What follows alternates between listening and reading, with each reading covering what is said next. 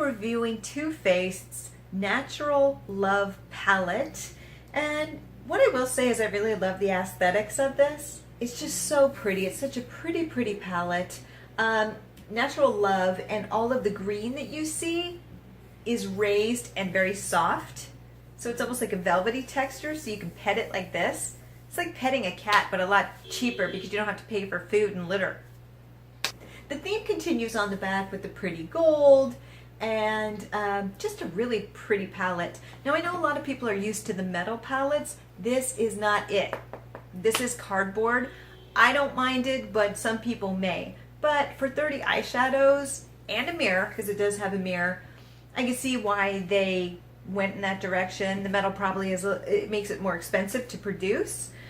But here is the palette in all of its loveliness. You can see all the lighter colors are here with the mix of peaches and pinks, and then with the darker colors here, and then the medium tones in between. So it gives you a nice array of natural colors if that is what you are looking for. So I did try these, and what's nice about this palette is there's different finishes.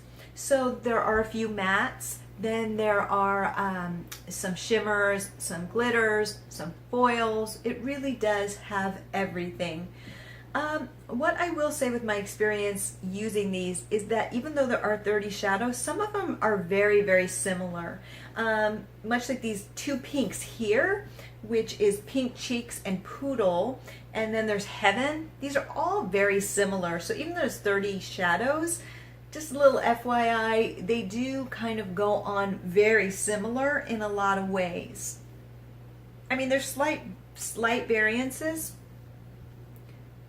That one's really hard to see on my skin tone, but you'll see that they're all very similar. So though there are a lot of these different shades, a lot of them in some ways are very similar. So you're not getting necessarily as many as you think you are, even though you are, if that makes sense.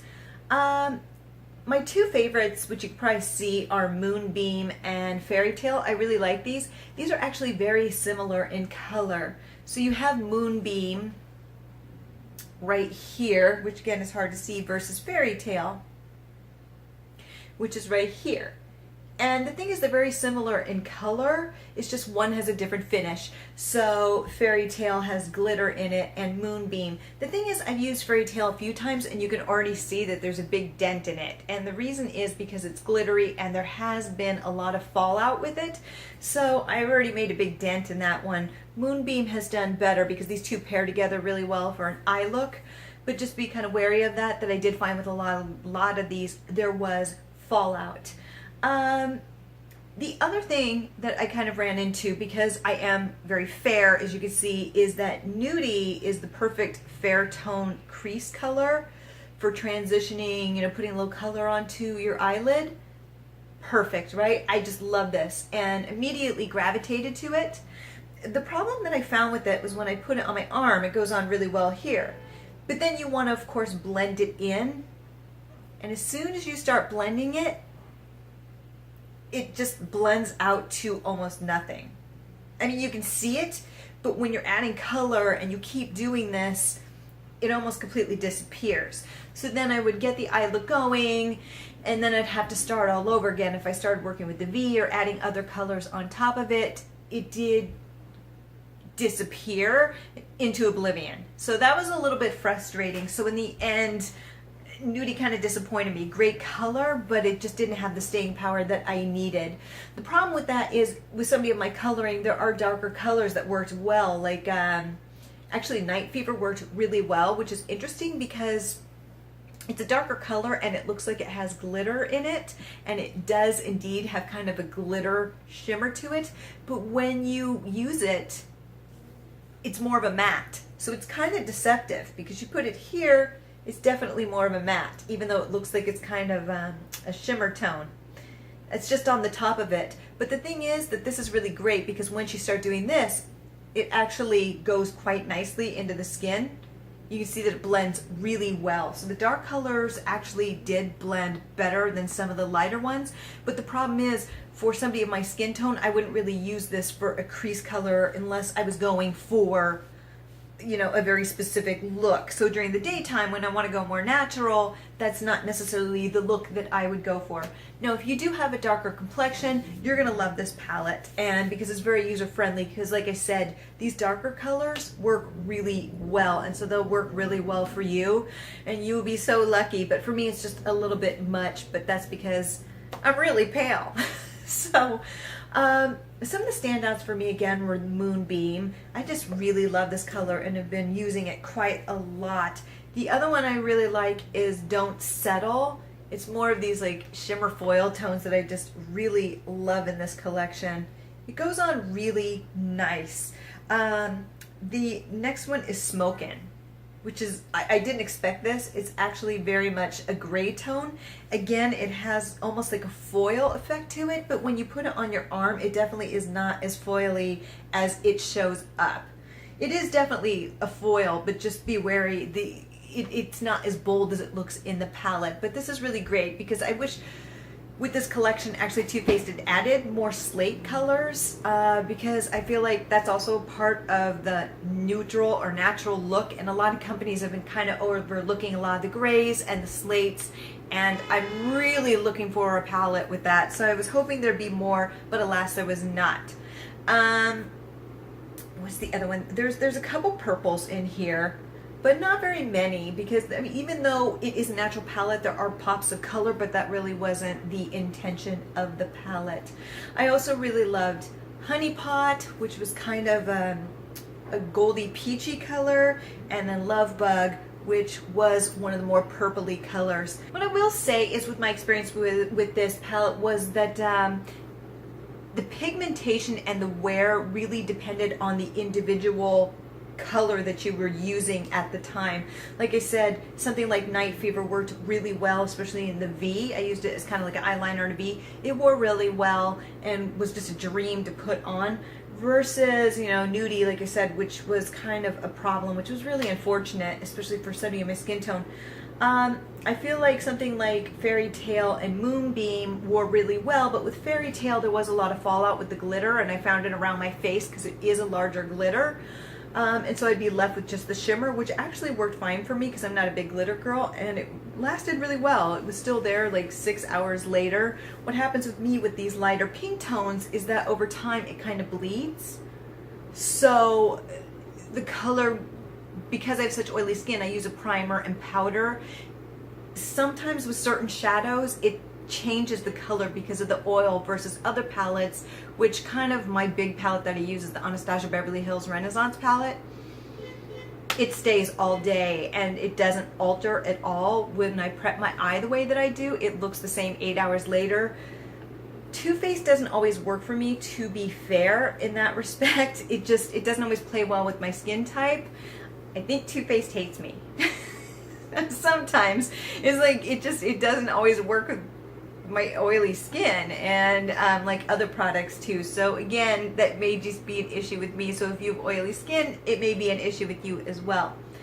Again, some of these weren't always most highly pigmented, and also with some of the browns, I feel like, especially with Nudie and like Makeup and Chill, which is down here, you know, they didn't last that long. You know, they would go on, but then what ended up happening was they would wear away in the crease and get muddled by the end of the day because of my oily lids. You may not run into this problem, especially if you're more combination or have drier skin. It just may be a me issue. So, you know, take that into consideration. But there was some wearing. The glitters are bigger glitter, so if you don't like that, you may not care for those as much. The lighter colors, again, do tend to look the same, and certain things like Don't Settle, this is a really dark, beautiful color here, but then when you swatch it, it just kind of loses something. It's a little bit lighter, but I mean, that happens with other palettes too, so this is not just a Too Faced thing. Or you'll think, oh, I'm really gonna love this color, and you try it, and it just, something like Dear Diary, it just doesn't go on as strong as I would like. The pigmentation isn't fully there. All in all though, I do think it is a really nice palette if it works for your skin type. I think you know, you have everything here to create a look. But when I was creating looks this week, and I'm just going to be honest, because nude didn't work for me and some of these were too bold for me, I would try using them in my crease and they would just fade away, fade into oblivion, fade and fade. And so eventually I had to pull in a different neutral palette to get the look that I wanted. So I'm going to keep trying with this palette and revisit it again. Maybe I'll do another video to let you know once I've tried all these colors how they worked. But for now, I'm going to use this primarily as a lid color and under my eyes, and then bring in another palette until I figure out the magic combination for me, which is kind of difficult because I'm not a morning person, so in the mornings I want to put on my makeup and go. And I can't do that with this palette because I don't know which colors are going to blend well because there's just so many and not all of them perform the same way, so that could be a little bit frustrating until I go through them individually and go, oh, this works. But I don't really want to do that with the palette. So yeah, some of the problems is that some of them are not highly pigmented, some of them don't play well with other colors, or just disappear the more you use them, though they don't get muddy. Like with some collections you'll put it on and they'll like get into this muddy gray brown. That didn't happen with these. But also a lot of them are kind of similar when swatched together, which I'll be showing some swatches on the side, which you probably already saw in this video to show what I'm speaking of. So yeah, I do think this is a great palette if you don't have a lot of neutrals and you want a bunch of varying colors. What I will say is it's a big palette, so you know, it's not something you could necessarily carry around with you. I mean, I guess you could, but it would just be kind of clumsy. For me, I like smaller palettes, especially if I'm traveling. This is just kind of cumbersome, but that's just me. Also, it may be overwhelming to people who are new, going, oh my gosh, there's so many colors, because there is a lot going on here, which isn't necessarily a bad thing. It just depends. But there definitely is a lot going on, and it's kind of because some of it's really good and some of it's kind of you know, it's better than a couple of the last palettes that have come out, to be fair. But again, there are some hits and misses within this palette, and you just have to go through it to find which ones work and which ones don't. And some of it may depend on your skin type. But I do think it's a really pretty palette. You know, I'm still excited by it. I'm not giving up on it. And so I'm going to keep trying. I will find my magic combination, and hopefully you will too. So if you have any questions or any comments about this palette or what you'd like to see with it, please let me know below and I will gladly get back to you. So until next time, have a fabulous day, my lovelies. Bye.